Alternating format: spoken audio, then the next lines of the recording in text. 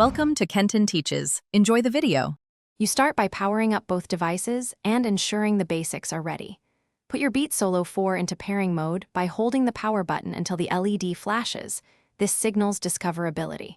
On your laptop, open Settings and navigate to Bluetooth and Devices, and make sure Bluetooth is toggled on.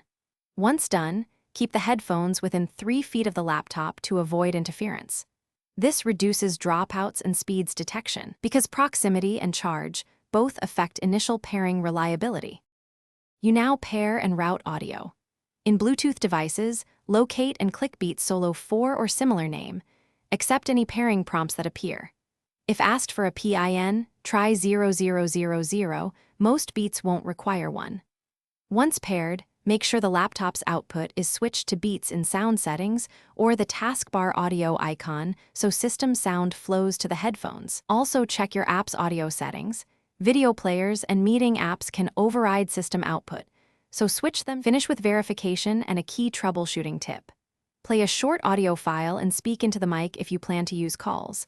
Adjust volume on both the laptop and headphones until levels are clear but not distorted. If sound is missing or connection drops, unpair the device, restart your laptop's Bluetooth, and repair. This solves most issues. If problems persist, update Bluetooth drivers or the laptop OS, because outdated software often blocks proper profiles and codec handshakes. Thanks for watching. Please subscribe if this video was helpful.